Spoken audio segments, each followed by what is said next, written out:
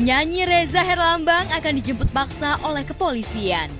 Kabar mengejutkan ini mencuat setelah perempuan bernama Cleopatra melayangkan laporan Reza ke polisi atas dugaan penipuan.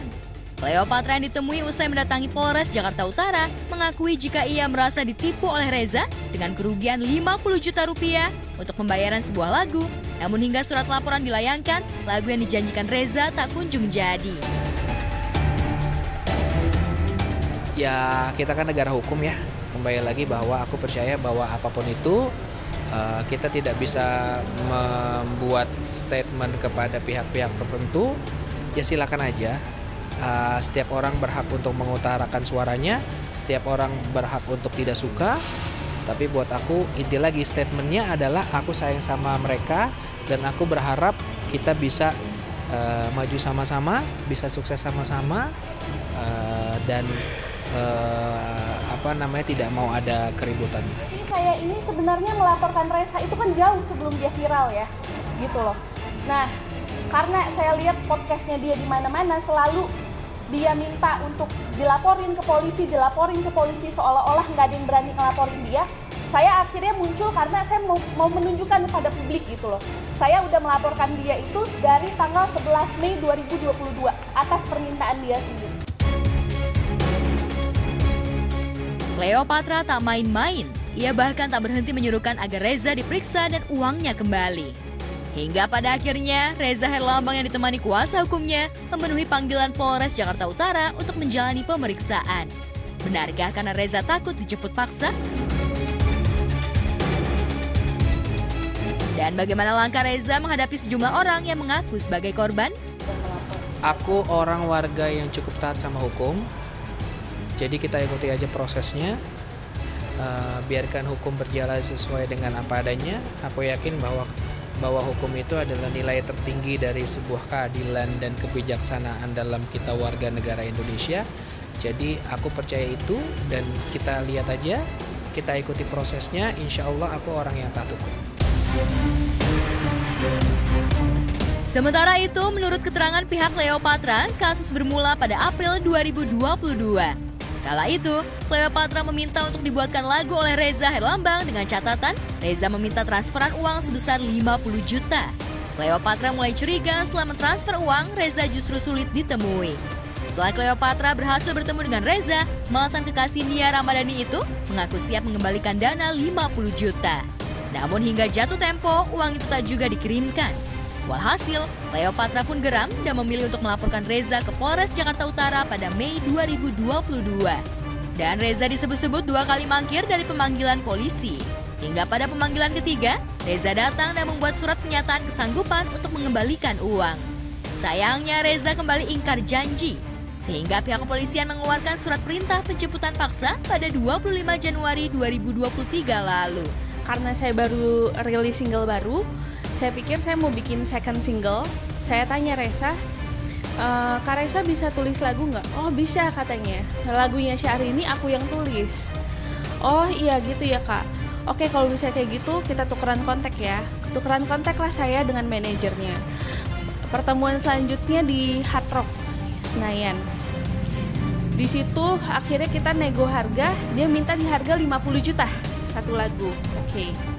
Udah deal di situ, ada saya, ada Barbie Kumalasari, dampingin saya. Akhirnya setelah itu beberapa hari kemudian uangnya saya transfer secara full. Lalu dia menjanjikan untuk dibikin kontrak lagunya. Ternyata kontraknya itu nggak ada. Nah, alasannya kamu latihan vokal aja dulu ke rumah karena di rumahnya ada studio tempat latihan. Saya datang ke rumahnya. Dikenalin sama keluarganya, ada papahnya di situ, ada mamahnya. Nah, setelah saya lihat kondisi ibunya di situ, ibunya memang waktu itu lagi sakit ya Mas ya, gitu. Dalam kondisi yang memang sakit, yang bikin hati kita aja sebagai manusia ngelihatnya pasti terenyuh gitu. Akhirnya mulai dekatlah saya dengan keluarganya Reza. Oke. Saya mengesampingkan semua pekerjaan yang dari awal seharusnya dia kerjakan itu. Dengan ngeliat dia ngomong sama saya, please tolong bantu saya Cleo. Karena saya mau sukses lagi, saya mesti sukses lagi untuk keluarga saya, untuk mamah terutama. Ya saya sebagai manusia pasti saya mau bantu ya Mas ya. Tapi setelah banyak yang saya bantu, akhirnya ketahuan ketika dia minta untuk check up ibunya. Invoice yang dikirim ke saya itu invoice tahun 2020, which is itu invoice 2 tahun yang lalu. Di situ saya negor dia, saya bilang, "Kak, ini invoice 2 tahun yang lalu, kenapa dikirimin sekarang?" Dia bilang, "Oh enggak, salah kirim, kenapa kamu nggak percaya?" Dari situ saya udah mulai agak ambil sikap ya sama dia, karena sampai sekarang pun kontrak lagu yang dia bikinin untuk saya pun nggak ada gitu loh. Akhirnya saya minta etikat baiknya dia untuk dia selesaikan ke saya. Malahan dia menantang untuk di LP-in aja di polisi. Oke, saya bikin LP di polisi untuk Reza Herlambang dengan total 69 juta rupiah, yaitu kerugian penipuan pembuatan lagu 50 juta dan juga iPhone 13 Pro dengan harga 19 juta. Akhirnya dia datanglah ke kantor polisi setelah mangkir 2 kali. Dia bikin surat pernyataan pengembalian uang di kantor polisi, jatuh tempo tertanggal 7 September. Ternyata itu juga dia abaikan, dia nggak jalanin semuanya. Dan akhirnya sekarang proses berlanjut di Polres Jakarta Utara.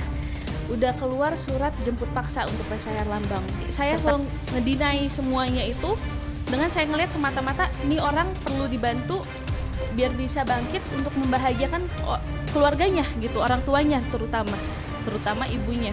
Tapi setelah apa yang dia lakukan dengan bukti-bukti invoice yang dia kirim 2 tahun yang lalu apa segala macam, saya udah ngerasa ditipu. Akhirnya saya ambil keputusan stop untuk membantu dia. Kalau aku menyikapinya bahwa itu semua adalah perjalanan ya. Balik lagi bahwa pro kontra itu tidak bisa dihindari.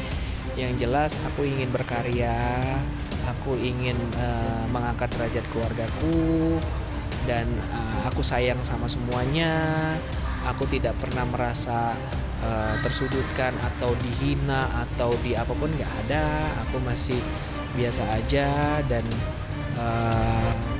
biar waktulah yang menjawab. Aku yakin semuanya pasti berada di tempat yang tepat, dan apapun yang sudah terjadi sekarang itu juga pasti dari petunjuknya Allah dan kun fayakunnya Allah. Maksudnya ketika ada berita ini atau ada kontra ini, ada pro ini, berarti kan itu atas izin Allah. Jadi aku sekarang jalanin aja. Reza Herlambang tak bakal menyangka jika kemunculannya justru memberi ruang bagi orang-orang yang merasa dibohongi. Padahal penyanyi berusia 37 tahun itu kembali menjadi sorotan setelah kisah pilu soal kebangkrutan keluarganya. Jadi saya benar-benar kecewa ya sama Mas Reza gitu loh. Dengan cara dia keluar-keluar di publik, dengan dia bilang dia melakukan semuanya untuk keluarganya, dengan untuk ibunya, itu semuanya bullshit dan bohong gitu. Karena saya yang tahu sendiri ibunya itu sakitnya seperti apa. Ditelepon sama saya, ibunya sampai nelfon ke Reza, itu juga nggak diangkat sama Reza gitu loh. Jadi ibunya sampai bilang, Reza itu memang baik. Jadi saya bilang, Mama, saya minta maaf banget. Kalau misalnya emang seperti itu, saya mungkin harus proses Reza ke pihak yang berwajib atas permintaannya Reza sendiri. Mamanya bilang, silahkan aja gitu diproses. Jadi saya sebelum meninggal ibunya, saya udah izin sama ibunya untuk memproses Reza. Ya kalau aku mau jawab versi aku nanti salah. Jadi aku cuma bisa bilang bahwa intinya aku sayang sama mereka, mereka sayang sama aku. Yuk kita maju sama-sama, kita berkarya sama-sama, itu aja. Karena kasihan juga netizen, maksudnya kalau harus di nonton TV, lebih baik nonton musik, nonton yang komedi, Tom and Jerry, tapi berantemnya lucu-lucuan, nggak yang harus kayak gini. Dan jadi buat aku gini, aku juga tidak pernah mau menginginkan ini viral lah, trending lah, nggak ada kok. Aku cuma cerita kehidupan aku. Kan aku bilang, sudah terlalu banyak orang di luar sana yang baik membantu aku, banyak orang, dan I can mention that one by one. Jadi buat aku, kalaupun misalnya ada pro dan kontra dalam menghadapi ini, ya biasa aja. Kan aku tidak bisa menuntut orang untuk suka sama aku. Kalau dalam sebuah pekerjaan kira-kira belum ada yang certified, ya kan bisa menghubungi manajemenku atau bagaimana, kita ngobrol. Curahan hati Reza Herlambang soal kekayaan keluarga yang raib dalam semalam justru ditanggapi miring oleh mereka yang mengaku korban Reza. Hingga sebaliknya, mereka menuding kisah Reza soal serangan mistis sebagai penyebab harta keluarga ambruk dianggapnya sebagai alasan untuk tak mengembalikan uang yang sudah masuk ke rekening Reza. Benarkah demikian? Salah satu korbannya Reza yang namanya Kiki Kanu, dia sempat ngomong sama saya kalau manajernya Reza yang namanya Mbak Tini itu ngomong kalau saya banyak bohongnya. Nah, jadi saya sempat telepon Mbak Tini, saya tanya apa maksudnya. Lalu saya sempat rekam semua pembicaraannya. Nah, akhirnya dari pembicaraan itu Mbak Tini mengelak juga karena dia bilang kalau dia tahu semua kejadiannya dari awal sampai akhir. Artinya dia membenarkan adanya penipuan gitu yang dilakukan oleh Reza terhadap saya gitu. Bahkan salah satu manajernya ikut menikmati ya dengan nominal 15 juta. Yang saya tahu yang pertama korbannya Kiki Kanu itu habis hampir 1M. Iya, awalnya buat lagu juga, tapi habis itu nggak ada lagunya, dimintain uang terus buat ini buat itu, minjem lah alasannya. Sampai mobilnya digadek dan lain-lain. Sampai sekarang pun beritanya katanya dia sendiri jadi kesusahan secara ekonomi. Yang kedua yang saya tahu Kakak Rita Hasan, artis senior ya, kena 400 juta. Itu yang udah saya temuin ya. Sama yang kemarin nelpon saya yang paling kasihan, namanya Mbak Tiara. Itu katanya tetangganya Reza.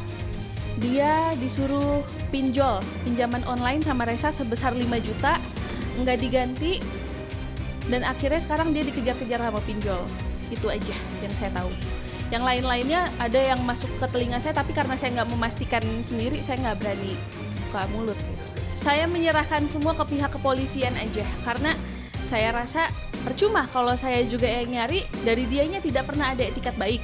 Ya kita lihat bagaimana proses hukum di Indonesia ini berjalan. Ya kan hidup itu nggak bisa lepas dari pro dan kontra. Ada orang suka, ada orang gak suka. Buat aku nggak mau menanggapi terlalu jauh, karena buat aku setiap orang punya hak suara yang sama, dan setiap orang boleh berbicara dalam konteks yang buat mereka tahu. Tapi buat aku adalah di sini tepatnya aku tidak mau berkomentar yang terlalu jauh atau menanggapi.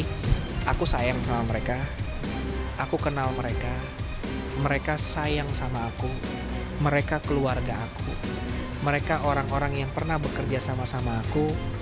Aku cuman berharap di saat seperti ini yang katanya aku lagi viral atau apapun, justru aku kepengen kita bisa bekerja sama, cari rezeki sama-sama.